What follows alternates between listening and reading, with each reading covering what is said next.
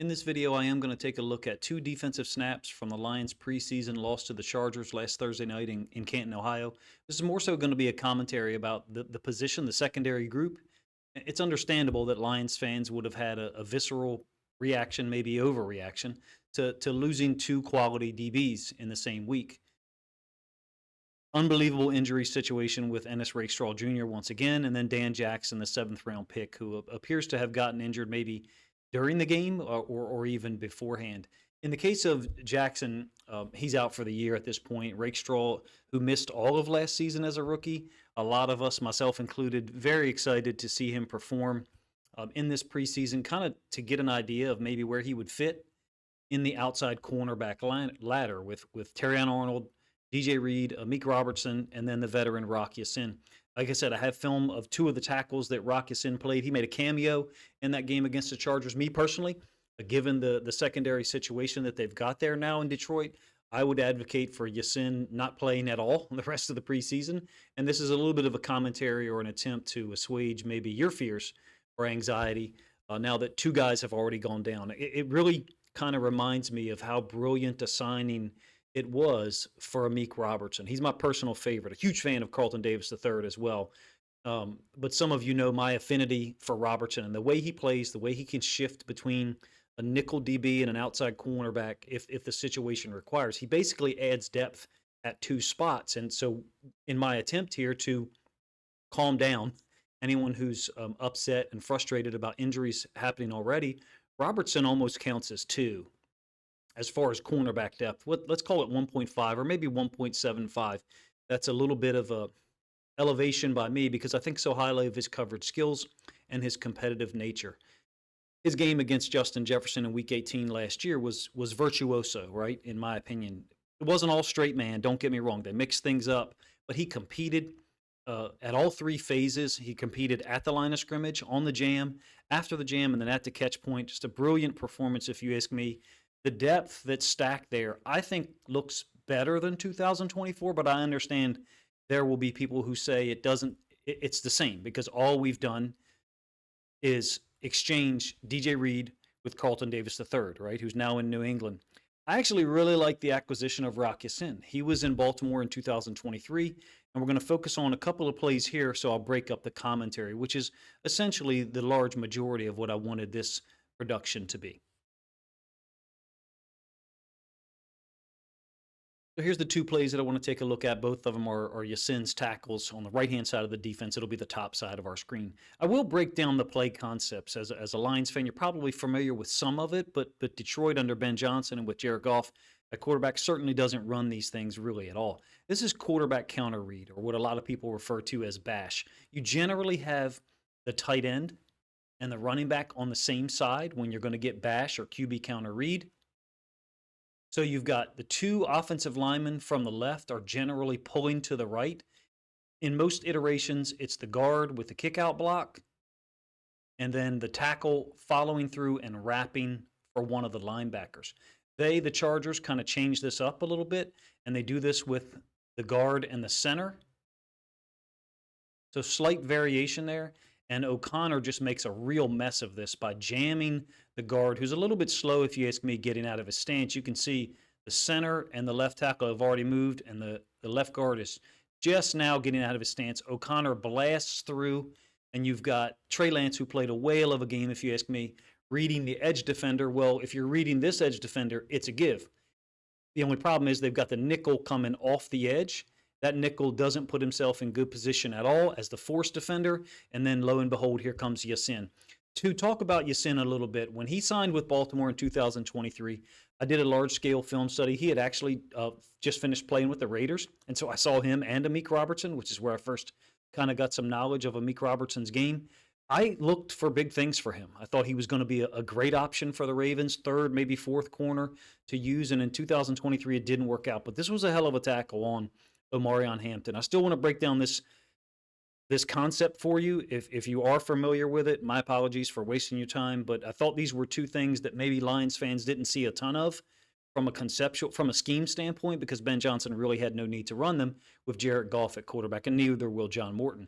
So here is the QB counter reader bash. The running back is on a horizontal path, which is illustrated by that yellow arrow going left to right on your screen. Normally, you get the guard tackle pulling, and then you're reading that defensive end. In this case, happens to be Muhammad. If on the running back going on a horizontal path, if that defensive end Muhammad was to go radically upfield and match his path, well, then the quarterback would keep it, right? So some people used to call this inverted veer, even though you had a pulling lineman opposite. If, on the other hand, the defensive end was to run down the line or run right at the quarterback, of course it would be a give read.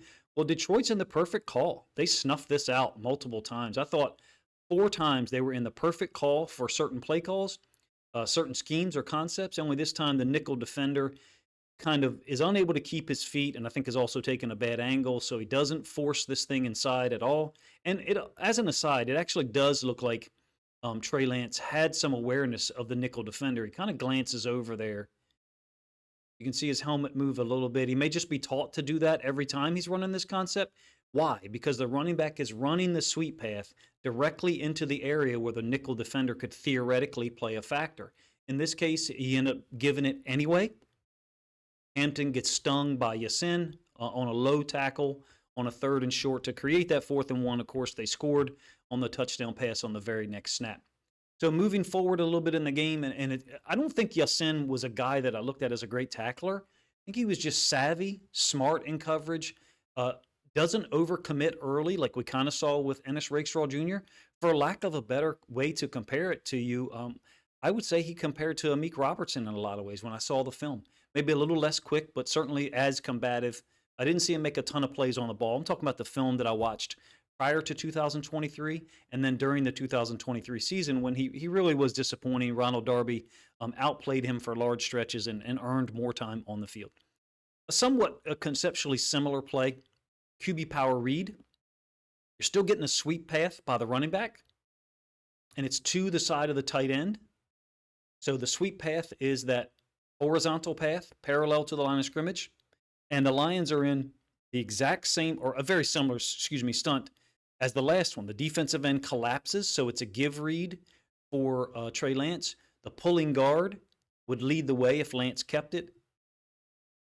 He gives it on the sweep path, and then there's Rock Ya-Sin one more time, going to make a tackle. Kind of takes, a little bit more of the brunt of the impact here. The inside linebacker, very similar. It's Stewart, I believe. Very similar to the nickel defender on the previous play I showed you. Just unable to take the proper angle on this gap exchange such that he can track the running back and make that tackle. Secondary force is what your corners are often asked to play, meaning there's a primary force or edge defender, and then you are the secondary manner in which we'd like to force the ball inside. Same play from the end zone angle, and then we'll get back to a little bit of my commentary on the depth.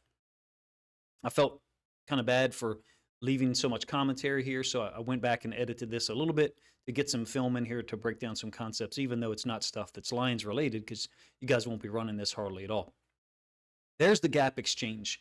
The defensive end, Hassanin, is going to step down, and the inside linebacker is going to exchange with him. Pre-snap, gap-wise, Hassanin is kind of lined up in this gap, the gap that he ends up taking, but he's actually trying to stunt down as tight as possible to disrupt the pulling guard, and then the inside linebacker loop over the top. From a responsibility standpoint, you would think that the linebacker would be able to make this play. However, having said that, he's scraping tight for skin. He doesn't know it's a read, obviously.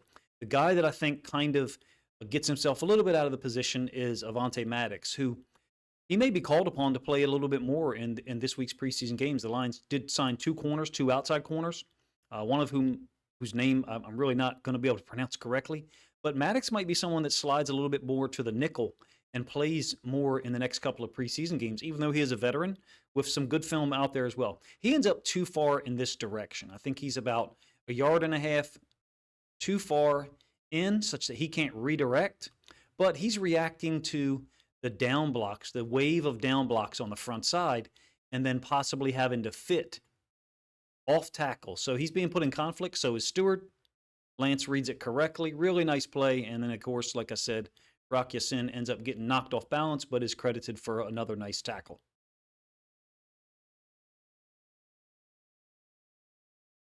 The interesting thing about this Friday's preseason game against the Falcons, I believe, is that with Dorsey already out, Rakestraw not available, and then Dan Jackson, the safety, out for the year, the front office went ahead and signed two corners, young guys, DJ Miller, and then I think it's Luke Barku, but forgive the mispronunciation if I did so. They're clearly going to play, right, in the preseason game. You can't. I don't think you can risk Yasin or anyone else for a game that really doesn't matter. I think you kind of know what you're going to get with Rock based upon what the Lions have seen in training camp and then any joint practices. They may want to get him out there for some coverage snaps, but if you can get to the regular season with Terrion Arnold, DJ Reed, Amik Robertson, who I'm counting as a slot corner or nickel DB and outside corner because he can do that. And then Yasin. Maddox is a guy who plays safety but also can play some nickel, along with Joseph and Branch and whoever else makes the team at safety. I think you're in good hands. There's some guys that played last week that, they really struggled. Strickland, I thought, made, a really poor read on the fourth down touchdown that, I didn't show you here, but it would have been the play immediately following the first tackle by Yasin that I showed you. Boodle, so number 17, I think I pronounced that name correctly. He really struggled, right? He's got a long way to go to be able to make this team. I think he's probably on the outside looking in. I don't really like doing roster projections, especially for a team like the Lions, because I don't really get the chance to watch press conferences nor listen to them. I really rely on the guys in the Lions Discord to kind of link that up. Whiteside is another outside corner. For me, I think you're going to see him, Miller, Barku, Boodle as well at outside corner. Personally, I don't need to see Yasin out there unless the Lions coaching staff, has some questions about his coverage ability. I don't think they'll want to see him out there either. I get it that, it sours much of the training camp and preseason when guys go down, especially given what happened last year to the Detroit Lions defense. I mean, it was a borderline historic season, but I would almost say that it's even more concretely memorable because they were able to go 15-2 with so many injuries. I will also caution overreaction to a guy like Rakestraw. He would have been far down on the depth chart in the regular season, right? His film in college was very good. So far, Detroit hasn't been able to get much of a return on that investment. I will bring up a name for the Baltimore Ravens where the fans had a similar reaction because he struggled with injuries for 2 or 2.5 years, actually. That's Rashad Bateman. He drafted in the first round of the 2020 NFL draft coming out of the pandemic. He had severe difficulty staying healthy. In fact, even up to the 2022 season, he only played 3 games that year. Maybe it was 4. I think he actually did try to go against Tampa Bay the next week, and he was clearly not healthy. He's finally been available the last 2 years, turned in a number of big plays, parlayed it into a couple of contracts. Now, do I think that Rakestraw has the same high-level talent as Bateman? No, I don't. But the dynamic of stacking injuries on top of injuries is similar, and fan frustration, is rightful. It's rightfully so, right? I think all I can say is try to hope for the best with Rakestraw. He's a young guy that's chasing his dreams, and he's right there next to capturing it, right? Now he's got to sit out for another time period again, and certainly doesn't look like he's going to help the Lions anytime soon. The 2 guys that were signed on Monday presumably will play some during the week. Arnold, Reed, Robertson, especially, for me, I might go through my TV set if I see Robertson out on the field during preseason. Here's why. Because if someone else goes down, even a Rock Yasin, he's only an outside corner. If you lose Robertson, you lose depth at 2 positions. And he's seriously one of my favorite players in the league for that and other reasons. He's just combative as hell, competitive on every single snap. And that's one of the reasons why I think he would have trouble turning the volume down. He, being Robertson, would have trouble turning the volume down in the preseason. I know there's really zero chance of those guys playing against the Falcons for depth purposes. Yasin might not be in the same boat as Arnold, Reed, and Robertson for sure. Coaching staff has their own plans. I'm excited to see what comes out of that preseason game number 2, even though really at this point, the cornerback position will be one that I'll probably focus on less with my eyes and my post-game videos and attention, just because who they will have to put out there now and the fact that they probably won't have much impact during the regular season. Not to be disrespectful, but just losing Rakestraw kind of diminishes the level of interest that I would have in the outside corner situation. I'm much more interested and excited by the O-line play. Sorsdahl, Manu, I didn't really talk about Cologne, but I got some plays saved up of his, along with rookies like Hassanin, Tesla, even the quarterback situation. I speculate that maybe Hooker will be out there earlier. It's just a guess. You're welcome to let me know what you think of that thought. in the comment section, and what you think of this type of video where I try to break up the commentary piece alone with a little bit of film that lines up with some of the things I'm talking about. I think Rock Ya-Sin is suddenly now a little bit more valuable piece than he was going into the Chargers game. His snaps, his reps fit with guys like Muhammad, the defensive end, and others, Nowaski, the outside linebacker slash D end on the other side. And so those guys were on the field in a little bit of a cameo and then pulled off quickly. It makes me wonder how much we'll see them against the Falcons, if at all. Again, I don't listen to press conferences, don't have time to. So maybe some vastly different information being put out there by Dan Campbell and maybe members of the Lions media or other content creators. In any case, let me know what you think of this type of video, the two plays that I showed, and trying to break down some concepts that maybe you guys don't see as often in Detroit, because Jared Goff, Ben Johnson, really no reason to run those things with those guys schematically or from a health standpoint. Appreciate you guys' time, man. If you think other Lions fans would enjoy this film study / commentary piece about the Lions' secondary issues and their depth that's still there, in my opinion, then please consider grabbing a link to this video, sharing it out on social media to help this content get more reach.